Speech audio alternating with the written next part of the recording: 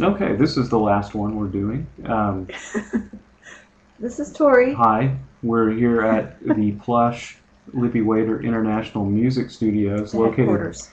conveniently in the middle of Oklahoma City, just 9 blocks from the state fair. And you can, if you were here, you could smell the corn dogs right now. You can. And you can hear all the racing and stuff that goes on. But anyway, back to music. And they both smell the same. Um, we're here, I guess, to talk about the new CD that's supposed to come out soon. Yeah. I'm not really sure exactly when, but And it tentatively is called Songs in the Key of Mountain Birds Blue. yeah, we're not sure one bird or more than one. We're thinking about it. And we chose that title because it will confuse everyone in the Western Hemisphere, even us.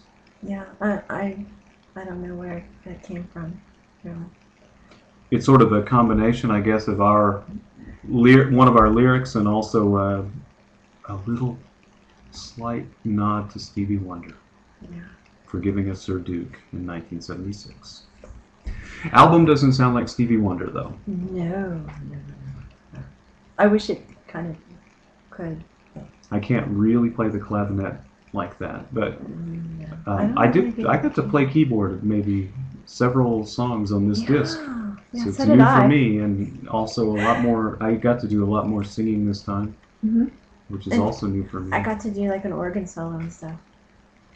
We have a long organ solo in one song, and we have It's some proud. banging crescent wrenches, and we Rolling used cans a of beans. nut driver to play the bells. It's Tornado sirens. it's a feel good album, I guess. Yeah. So it's wacky. It's kind of Technicolor, Yeah. not cloudy. So, No. This is kind of a sky blue album, really, and a bluebird album, and you know, I think I previously mentioned that it's embracing your inner eccentric and everything, because it is kind of your phobias and your the little weird things that make life weird grand. and cool and happy fun. You know, also kind of rolled into the music of this album. It's awesome. Yeah, exploring. I guess the side of the brain that doesn't require a lot of introspection. Just the superficial weird things that come Yeah. into your mind. Like for example, your phobia for the store thing. I have a fear of going when I go shopping, discovering that I'm walking on the exact beat of whatever song is playing overhead and looking like I'm in a choreographed music video. Yeah. It's a great fear of mine. And maybe Eye of the Tiger or I'm Every Woman or something like that. And then I realize, oh, I'm walking in sync and everybody's seeing me do it and I look like I'm trying to be cool. Yeah. I mean, yeah, you're just trying to shop, you know. I mean, but instead you look like you're coming out of a movie theater with the Star Wars soundtrack behind you. You're just, you know, kind of, it's just Or it's embarrassing. the opening sequence of Can't Stop the Music with Steve Guttenberg roller skating down the street to the Village People. Yeah. Album also doesn't sound anything like the Village People. No. We have to say that because we don't want anyone suing us. But Jeff and Dirk always send really varied collection of tracks that we use to work on, and this was no different. And we found that we had a lot of short pieces also, Mm-hmm. and one of the things that I was running through my head at the beginning was just all the eccentric albums that I really liked, and the Beatles' White Album was one of them, just because of all the odd songs. But at the time, also, we were listening to an album by Roy Wood called Boulders. That's a kind of one-man band album. It's just they're one of the greatest, strangest records you'll ever hear. And so we weren't trying to sound like Roy Wood, but just the fact that he was able to take all this nuttiness and put it into songs that were also kind of personal. It was cool. Yeah. It was a starting point. Yeah, because I think you'll find, as I have, when you listen to the album, you're probably going to relate more to it than you think you are going to. Because I know when Tory told me his phobia of the store thing, the grocery groove or whatever we're going to call it. Yeah, I just said, yeah, I felt that. I have felt that fear. I have felt that embarrassment and that shame and humiliation. Really, no matter what kind of weird thing you think of, somebody else has thought of it. And Yeah. you're always You're not surprised alone. that, oh, okay, you have that same. Yeah.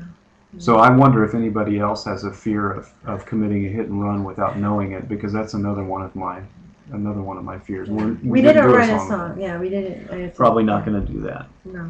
But there's some references. I guess we wrote a song about Nick Charles' character from the Thin Man movies, about him having a little adventure in the Alps in Europe. Just a story made up.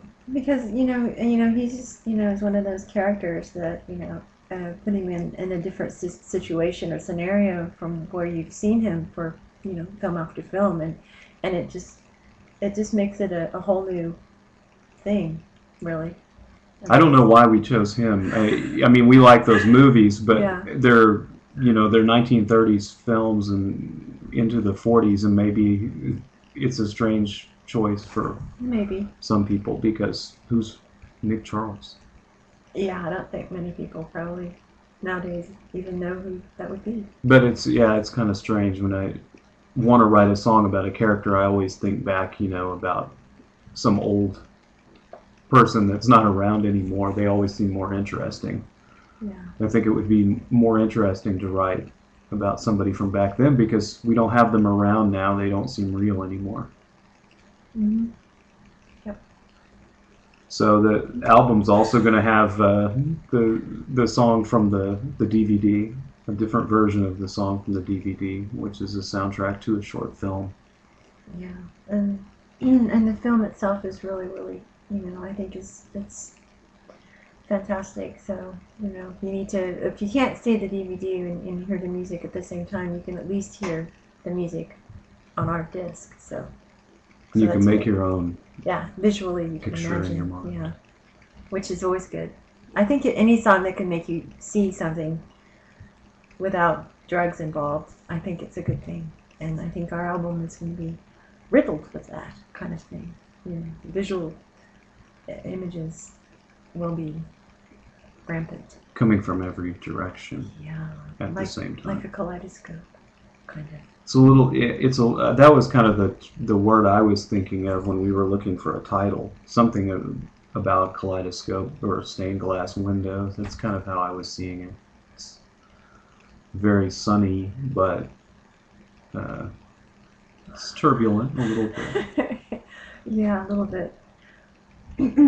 So I guess that's really it. I mean, it's going to be fun to listen to. It's going to be, I think, quite a difference, I guess, between this next disc and the disc before. So you're in for a ride. It's gonna. Sure. It definitely is going to be a little bit brighter. There's some Asian instruments on it. There's a really big sounding pop song on it.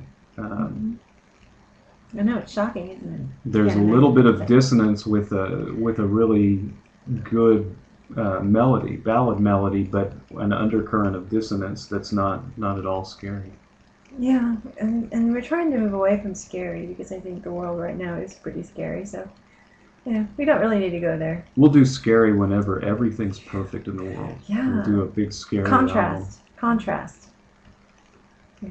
But yeah, it'll be something for everybody, and it'll be fun to listen to when you put your CD player or your iPod on random play. That it'll sound good anyway. I think in any order that you play the songs. Yes. Out in stores soon. Songs in the Key of Mountain Bird's Blue. Yes. Which is a song from the enigmatic title from the Smoldering Ashes on Trackworks Records, tapes, and video. Yeah. Actually, video. Yeah. Yeah, this time. Cool. And soon, we have, like I said before, I think in another video, that we have a friend who's going to make a video for us of one of our songs. With a lot of girls in shorts. Yeah.